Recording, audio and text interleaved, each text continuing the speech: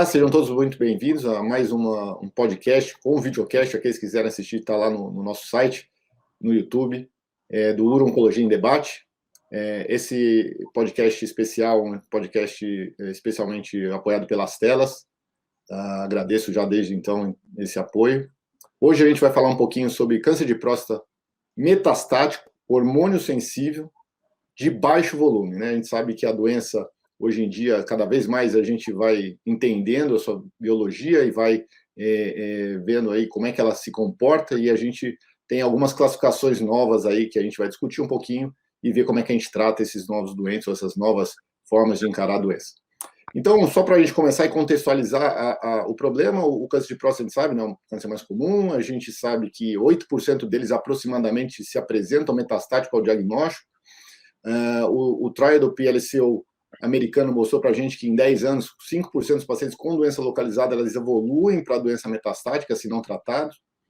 E aí a gente precisa agora estar diante do paciente metastático, um metastático sensível à castração, de baixo volume, alto volume. O que é isso? Como é que a gente trata? Tiago, comenta para a gente aí como é que era isso, como é que vocês faziam o tratamento desse paciente, como é que a gente encarava esse paciente antes aí de 2015, antes dos estudos iniciais aí do Charter e do Latitude. Então, Cláudio, até 2015, né, a gente tinha como padrão de tratamento o bloqueio androgênico. Isso poderia ser feito pela orquiectomia ou castração química, e realmente, de 2015 para cá, a gente teve a publicação de diversos estudos avaliando novas opções de tratamento em associação com bloqueio hormonal. Então, o padrão era só a castração, e desde então, as novas evidências, a gente vem associando ou quimioterapia ou os antiandrogênicos de nova geração. Tá? Mas ainda o backbone acaba sendo o bloqueio hormonal. Silvana, o Charted, né, e o Latitude são dois estudos aí que foram muito comentados na época, o Charted inicial, né, com a mudança de paradigma. O que eles mudaram e como que eles começaram a definir essa doença metastática para a gente? Uma coisa que até então a gente não falava muito. Então, Cláudio, primeiro a gente começou a estudar aí as doenças de alto risco, né, onde a gente via pelo menos 2 de 3 características nos pacientes, né, se fossem elas mais do que 3, pelo menos 3 lesões ósseas com metástase visceral e Gleason igual ou maior do que 8, né? E isso é o alto risco. O alto volume é quando a gente tem pelo menos 4 lesões ósseas, sendo pelo menos uma delas fora aí do esqueleto axial, né? Então, essa é a definição, né? E até 2018, né, a gente tinha, então, esses dois subtipos de pacientes, de subgrupos de pacientes que a gente conseguia tratar com os estudos aprovados até então, que era o Charted e o Latitude. O Charted com o docetaxel, o Latitude com a abiraterona, e eles tratavam basicamente os pacientes de alto volume, é isso? De alto volume e de alto risco. Exatamente. Isso. O Charter com alto volume e o Latitude de alto risco. E aí apareceram alguns estudos mais recentes ainda, né? 2017 teve o Stampede, já começou a mostrar alguma coisinha para a gente que os pacientes, mesmo de baixo volume, talvez se beneficiassem do tratamento. Depois veio o Titan com a palutamida e logo, praticamente junto ali no mesmo mês, o Enzamet com a enzalutamida. Você quer comentar um pouquinho para a gente, Silvana, sobre o Titan? Exatamente. Então, e aí, né, Cláudio, vem uma grande mudança aí no estudo, né, no tratamento dos pacientes M1 sensíveis com Titan. Por quê? Porque a gente, então, para de ter essa divisão aí de alto risco e alto volume, e a gente passa a tratar pacientes no cenário que eles classificam como all comers, ou seja, todos os pacientes, seja de alto volume ou de baixo volume, de alto risco ou de baixo risco, bastava que o paciente tivesse pelo menos uma lesão óssea, então ele já estava incluído no estudo Titan, né? Então essa foi a grande diferença aí de 2018 para cá, em relação ao tipo de paciente em que a gente tratava nesse cenário. E o Titan, ele mostrou benefício. Qual foi o endpoint do estudo? Então, a gente tem aí 2 endpoints primários, né, sobrevida global e sobrevida livre de progressão radiológica, né, e vale destacar que os 2 endpoints primários se mostraram positivos para esses pacientes. Bom, e agora vamos falar um pouquinho sobre o outro estudo que tem aí nesse cenário, que é o ENZAMET. Esse estudo tem algumas características, uma delas que foi de iniciativa do investigador, e talvez seja uma grande qualidade do estudo. Tiago, conta para a gente um pouquinho do ENZAMET e um pouquinho também sobre o ARTES, que também fala da enzalutamida nesse cenário, mas com algumas diferenças. Então, como a Silvana comentou, até 2018, a gente tinha a população nichada, né? Ou o alto volume recebia quimioterapia com docetaxel, ou os pacientes de alto risco recebiam a abiraterona baseada na latitude. E aí, de 2019, a gente teve o TITAN, né, já com a palutamida, e tivemos 2 estudos avaliando a enzalutamida nesse mesmo cenário, né, metastático, sensível à castração. O primeiro estudo publicado foi o ARTES, que saiu na ASCO-GU de 2019, em fevereiro, mas era um estudo que também avaliou a enzalutamida, mas tinha um endpoint primário de sobrevida livre de progressão radiológica, né?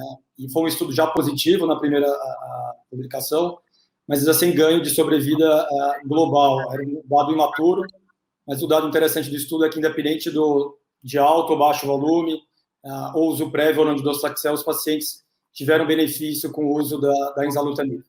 E aí, na sequência, na ASCO 2019, alguns meses depois, a gente teve o ENZAMET, né? Como você comentou, um estudo interessante, porque era a iniciativa do investigador, que é um grupo da Austrália, que conduziu um desenho bem parecido com o desenho do ARTES, mas agora o endpoint primário era a sobrevida global. Né? E a gente teve realmente um ganho positivo, um aumento de sobrevida global, uma redução do risco aí de morte com a combinação da enzalutamida. Nesse estudo também incluído pacientes de baixo, alto volume de doença, incluído pacientes com uso prévio ou não de docetaxel, e todos esses pacientes se beneficiaram realmente da combinação. Uma dúvida que fica nesse cenário, talvez os pacientes que receberam docetaxel previamente, talvez o benefício seja menor, mas o dado era ainda imaturo, precisa de um follow-up mais longo, mas acho que a mensagem que fica é que, independente se baixo ou alto volume, alto risco ou baixo risco, a enzalutamida aumentou aí a sobrevida global e a sobrevida livre de progressão radiológica. Acho que é interessante só ressaltar aqui, no ENZAMET especificamente, quase metade dos pacientes tinham doença de baixo volume, né? Então, é um número bastante significativo, né? Uhum. E especificamente sobre o uso do docetaxel, realmente, parece que quem usou o docetaxel, eles já eram planejados, né? Quer dizer, já era planejado o uso do docetaxel nessa população, mas, obviamente, houve uma diminuição, talvez, do efeito por conta do uso dessa droga. Isso baseado já no Charter, que seria antiético, você talvez não oferecer. Né? Exato. Na verdade, os desenhos estavam em andamento, né, quando foi publicado o Charter, então eles acabaram fazendo essa mudança e permitindo o uso do Charter, né, do docetaxel.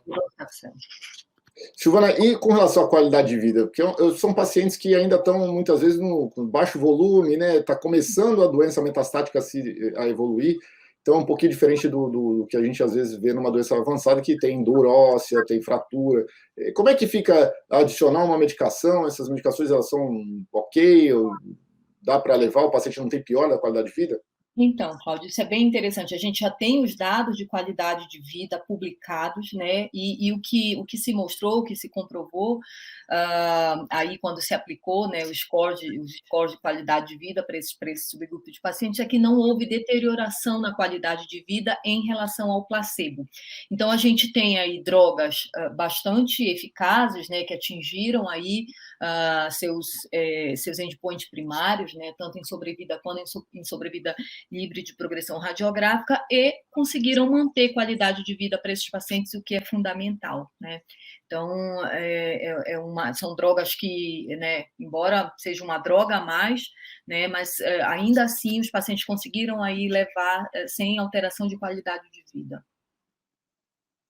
Bernardo, radioterapeuta, eu sou cirurgião, a gente está aqui falando de doença metastática. Tem espaço para tratamento da doença local no paciente com doença metastática de baixo volume? Então, tem surgido tanto para rádio e talvez para cirurgia no futuro próximo. Existem alguns estudos que avaliaram, acho que tanto o cenário de oligometástase, que a gente acho que vai ter provavelmente um dia para debater só sobre isso, e no cenário de tratamento do tumor primário, ou seja, na próstata, né? Então, esse é o mais discutido no cenário de doença M1, e a gente tem 2 estudos que avaliaram isso de forma prospectiva e randomizada. O primeiro é um estudo europeu chamado HORAT, que foi negativo de princípio, mas eles fizeram uma análise subgrupo e mostraram que esses pacientes de alto volume se beneficiavam da radioterapia primária.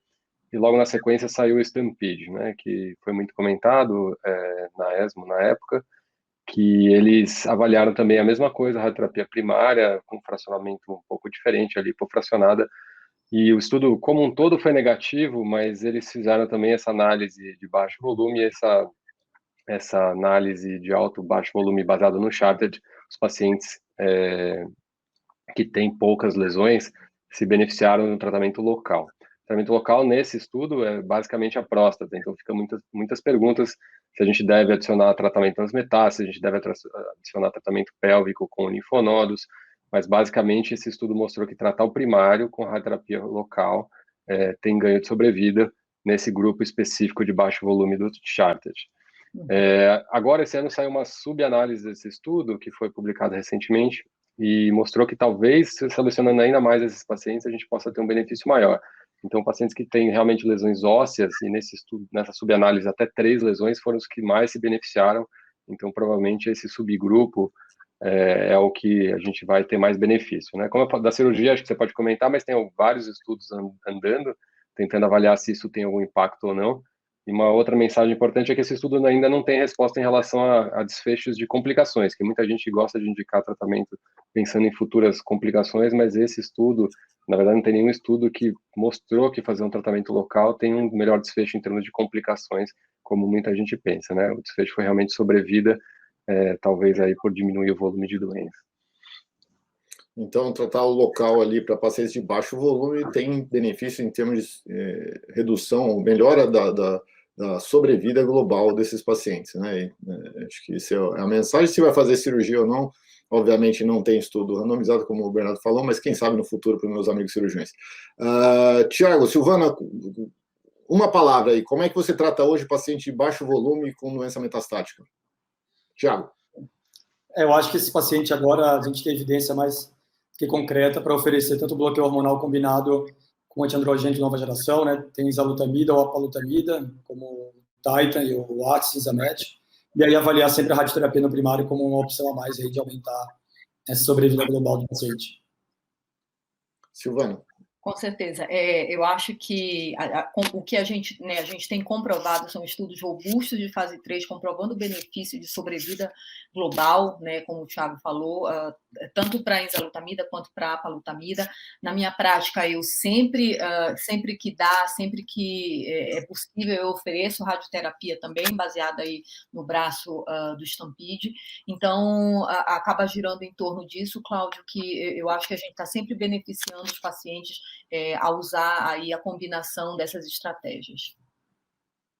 Bom, gostaria de agradecer a todos que participaram aqui, o Bernardo, o Thiago, a Silvana, agradecer àqueles que estão nos ouvindo, que nos assistiram no vídeo podcast, aqueles que tiverem interesse em participar, em assistir aos nossos debates, só procurar lá no www.uruoncoindebate.com.br, lá tem as nossas programações, as reuniões anteriores, reuniões próximas e futuras, os podcasts, vídeo podcasts, e no futuro próximo aí nós vamos ter uma página para enviar casos clínicos para discussão, enfim, transformar essa atividade numa atividade interativa. Agradeço novamente às telas pelo apoio e até o próximo podcast.